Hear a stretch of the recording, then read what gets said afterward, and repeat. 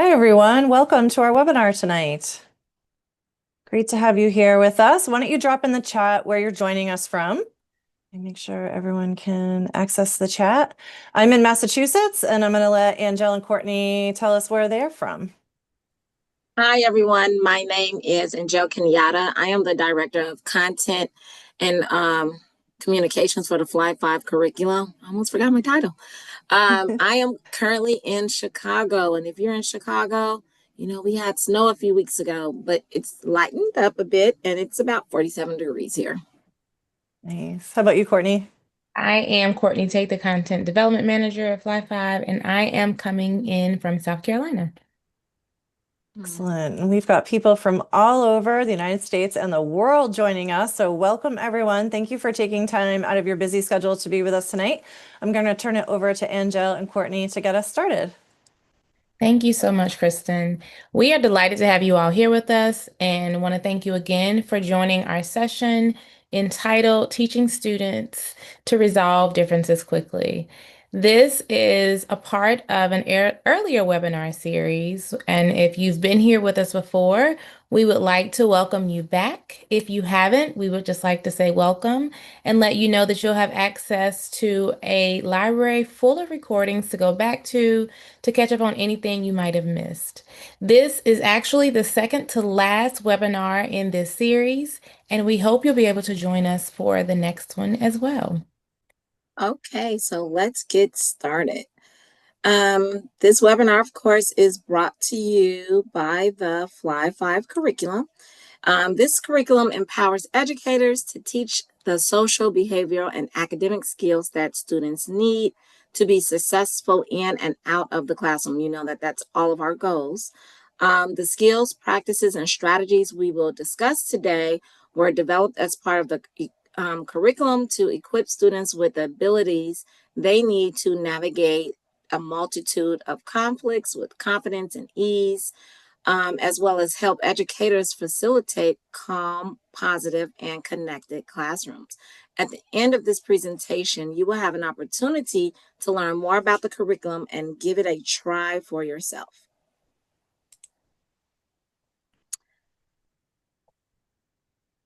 So let's visit some of the learning goals.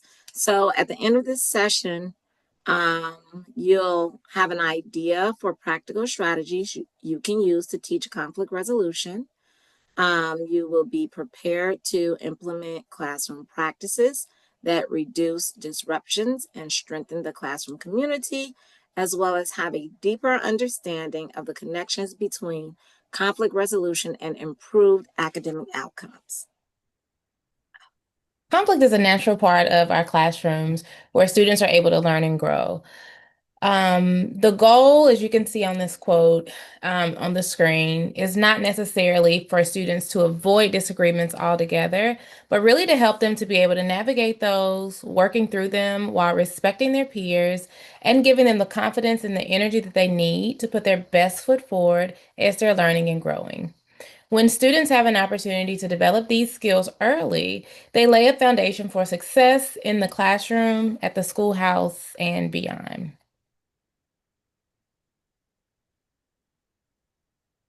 Take a moment to read several classroom conflict resolutions. And we're going to go through this. Of course, you see that there are some common challenges as well as some benefits of actually applying conflict resolution. Let's see, as educators, we experience a range of classroom challenges. From students who struggle to express their frustrations appropriately and lash out at others to groups of students who intentionally may exclude others, conflict can manifest and disrupt learning in multiple ways. When left unresolved, conflicts can negatively impact the classroom climate and hinder academic success. When students learn how to resolve differences, they also strengthen their emotional intelligence and communication skills. Teaching conflict resolution skills and strategies benefits everyone, both teachers and students. So once again, just take a moment and read through some of the other ways that conflict resolution skills help students and create a smoother classroom environment?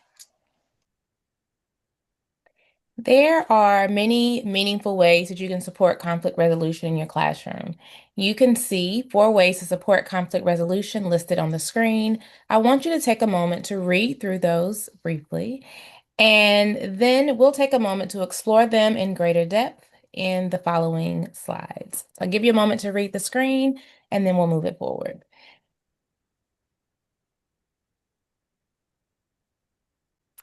The first conflict resolution strategy is being able to co-create classroom rules, norms, and procedures. This is a great way to build a foundation to help you support students through handling conflict and giving them ways to take ownership throughout their process. In this process, you're able to lead a discussion around expectations for handling disagreements so that students can come up with their own understanding, of course, with your guidance of what this actually looks like. This is a great opportunity for you to model or for teachers to model how respectful dialogue can take place as students are able to collaborate, share ideas as they're thinking about the classroom rules.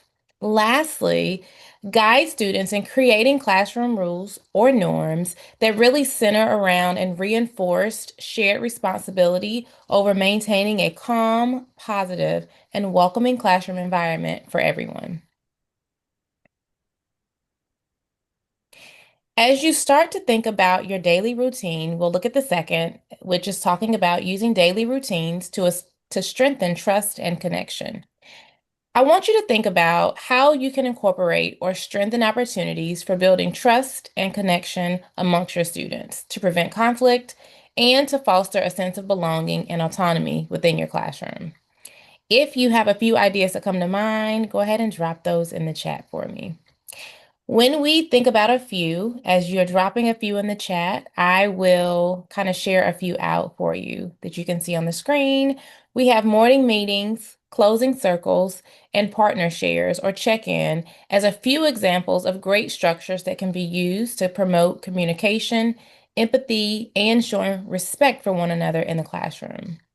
When we think about the morning meeting, this gives students an opportunity to start their day off positively. This can set the tone for collaboration and a respectful environment to kind of build and grow throughout the day. It also provides an opportunity for students to connect in low stakes manners before the day even gets started.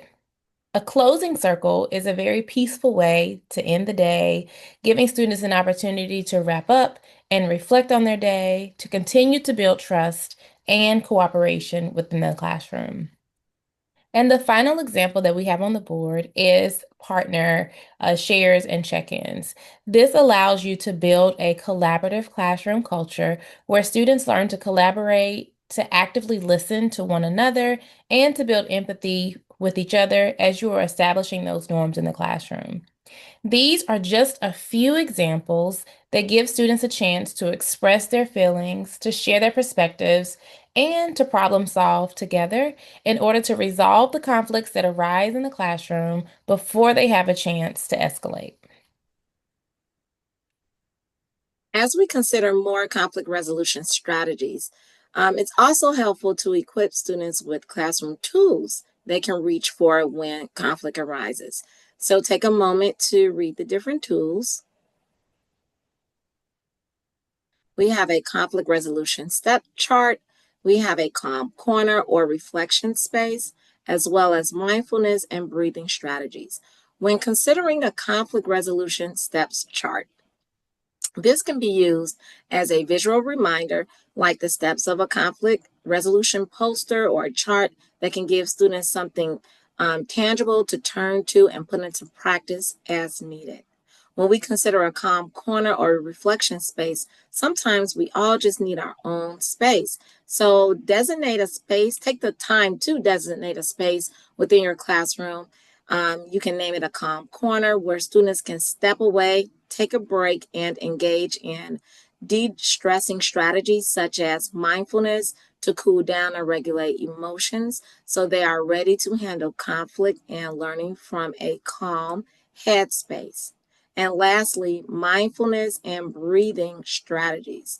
When we refer to these type of strategies.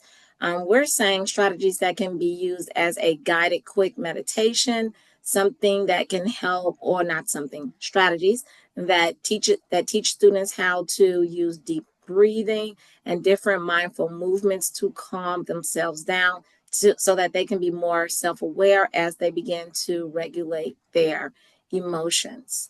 In regards to our mindfulness breathing strategies, we also have on our website a free library that teachers can use and implement for student mindfulness meditations, and it's referred to as they're mini mindfulness activities and strategies that teachers can play for students to listen to, and students can sit back and participate as they work through a guided mindfulness meditation.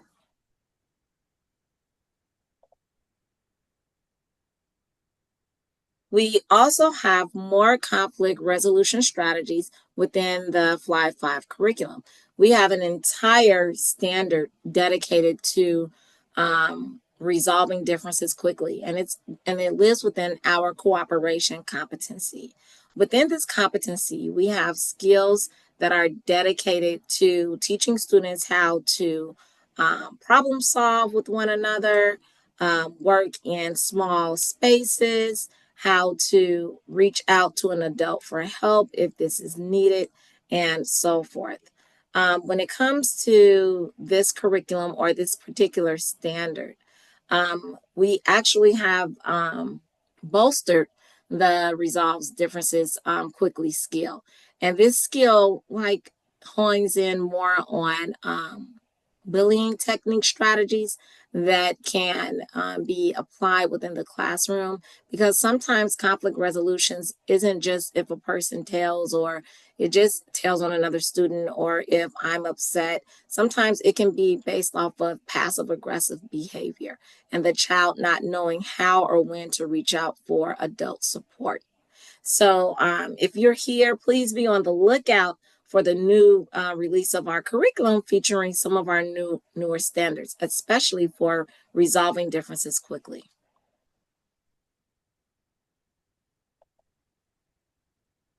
We want to share a link to an article, Solving the Four-Square Conflict, where you're able to hear a story from a classroom that successfully was able to use Fly 5 lessons and strategies to resolve recurring problems from their students that they're having and they're seeing happening on the playground. So you can take a screenshot of the screen so that you can access the QR code, or you can take an opportunity to look at the link that's been dropped in the chat so that you can look at this conflict resolution strategy that's been shared by a couple of teachers who have implemented our curriculum and see how this can transfer into your classroom and be helpful as students are resolving conflicts as well. Courtney, can I add to this? Absolutely. What I wanted to add is that what I think is pretty cool about this conflict resolution strategy article is that the students, which is a teacher's dream, right? We all teach things and we want it to not fall on deaf ears. We really want students to what can I say, really listen and apply the skills and strategies that we're teaching them. So what's kind of cool about this article is that students, they are resolving the problem on their own without a teacher assistant. Of course, they do go and they do find an adult for support, but the teachers were able, and several playground attendants, they were able to capture the students as they worked through their issue, talked about their conflict, and actually resolved it. And they reached out to a teacher for support to ensure that the way that they resolved it, it was fair for all students. So I really hope that you all have an opportunity to read this article and just really look at it and think about how the students really embodied the curriculum and the skills and strategies that were provided and taught to them. Thank you for sharing that, Angel. No problem, Courtney.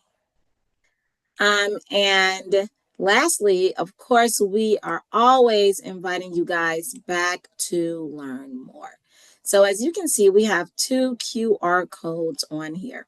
And it's about learning about the introductory to the new Fly 5 pilot program as well as registering for a responsive classroom one-day workshop online and in person. So we have a list of professional development that we have ready for participants to register for. When it comes to responsive classroom and Fly 5, we work together to foster a well-rounded whole child model of teaching and classroom management. We really want this to help students resolve conflicts constructively, and as well as to give teachers the tools to build calm, calm learning environment. If you are looking for additional resources to help support this learning, we have some resources to share with you guys tonight. First, we want to share some information about the Fly 5 Introductory Pilot Program. So you all can take a moment and scan the QR code or visit the link that will be dropped in the chat to learn more about it. This is a great opportunity to connect to the Fly 5 curriculum if you are not already implementing it within your classroom, or even if you've never heard of it. Here's an opportunity to explore and to find out more. When it comes to responsive classroom, scan the QR code or visit the link in the chat to learn more about this opportunity for yourself and others. If you're interested in attending responsive classroom professional development, of course, we offer one-day workshops, and they, of course, are both online, and in person. No one wants to stand in line, right? We got a lot of holiday shopping, so it's online. So they are either online or both in person. When it comes to both implementing and teaching conflict resolution strategies and skills, you can lay the groundwork for a thriving classroom environment where students feel confident to problem solve, emotionally regulate, and focus on learning without a distraction. I really hope that you guys take the opportunity to not only sign up, but also pass this information along to your colleagues. We are so grateful that you all took time to join us today. And as a token of our appreciation to you for being here today, we want to share several complimentary downloadable resources with you that you can use in your classroom, whether it's in the K2, 3, 5, or 6, 8 setting. We have something that will complement each grade level, and that link is about to be dropped in the chat for you to use, share with your colleagues and others that might enjoy it as well. Each of these is designed really to help you lead your classroom toward calm through conflict resolution. So you can download them using the links provided in the chat. And we have one more webinar in this series that will be held on December 11th that is focused on mindfulness in the classroom. And we hope that we can see you at the next webinar in the Calm and Connected Classroom series, where we'll begin to talk about mindfulness in the classroom and share a few more resources and strategies with you as well. And then there were a few questions that came through, and I don't know if Angela and Courtney wanted to answer them, but a couple of them I thought were interesting. Someone was asking about student-run conflict resolution peer support groups. So I think the question is really about teachers leading the conflict resolution versus students leading it on their own. I don't know if you had any thoughts about that. I do know within our curriculum, we do have it set up where the older students, so when I say older, it falls somewhere between grades 4 and 8, where they are working amongst each other to resolve their conflicts. Early on in the early grade levels, the conflict resolution strategies and how to express yourself properly and resolve it and what to use, that's really modeled by the teacher. And it's really because, students just begin their educational experience. But when it comes to the older students, we do have several SEL skills that lends itself to conflict resolution being resolved and discussed in a way where the teacher kind of sets up the foundation and the students take the practice and strategies from there, and they need to apply it. Where the teacher still is going to check it though, but they have an opportunity to work through it. Great. And then another question was teaching parents about conflict resolution and letting them know that it is something that is useful and the follow-up question was, how do you lower the judgment they might place on students and families? So I think it's hoping that the conflict resolution you're teaching in school carries over into the home and back again. Yeah, we have our school to home connection, which allows teachers to inform parents of the skills and topics that we are addressing so that parents can have sometimes it's 10-minute activities that they can do at home with their students to help transfer that learning and to bring those conflict resolution skills or other SEL skills that we're teaching students into the home to keep parents aware of things. I know in our age, just our age groups growing up, this was not something we were taught. And so Mhm. it's not something that's innately going to be in a lot of parents' skill set or wheelhouse. And so Yeah. that school to home connection is something that's really helpful to allow parents to start to try to address that and to approach it from a non-judgmental perspective. Mm-hmm. Yeah, there can be a disconnect between how, the parent went to school and then the things that their students are learning in school, and there can be a disconnect about that. So I think it's important to be like clear and transparent with your parents and just inviting them to understand the why behind why you're teaching these skills, I think is really important too. Yes. Kristen, I saw one more question in the webinar chat. It didn't make it to the QA, Yep. but it Okay. asking about what do we think Yep. about, students have ways that their parents suggest that they solve problems, and then the ways that their teachers are telling them to solve problems. And the question is it helpful to acknowledge in any way the difference in order to validate their feelings and reinforce the importance of these skills? And it made me think of when I was in the classroom, I would always tell my students that there are mommy rules and there are school rules. And so I can't tell you not to listen to your mom, but I can help you to see that sometimes the way that you're allowed to handle things in the home differs greatly than how you can handle them when you're at school. And I think with this curriculum and with what we're teaching students, it really promotes letting students know we're trying to give you a toolbox of different ways that you can approach solving those conflicts. So you can validate that they've heard it differently or they've experienced it differently, but you can also educate them that you're trying to equip them with the skills and the tools to be able to cope or address those issues in a different way. Would you all add anything to that? I feel, oh, am I still on mute? No. I feel that you spoke to that very well, to be honest. I like the fact that you said that it is a difference between, rules at home and rules at school. You're still validating what the child was taught, but you are explaining to them that, in different environments, you resolve conflicts different ways. And my thing as a teacher, it was if it was an appropriate way to resolve the conflict, and it can be applied within the classroom, then sure we can still do it. But if it was inappropriate, then that answer is no. You definitely have to distinguish that as well. And sometimes I had to tell the student, no, we're not resolving the conflict that way. Yep. Excellent. Well, thank you both for being here tonight, and thank you everyone for joining us on the webinar. We really appreciate it. Our last webinar will be on December 11th, and Jill and Courtney will be back. So we're excited to wrap it up, and we wish everyone some much needed time next week with family and friends. So we hope you enjoy a few restful days, and we'll see you back in December. Thanks so much, everyone. Thanks. Bye, everyone. Thanks. Bye. Bye.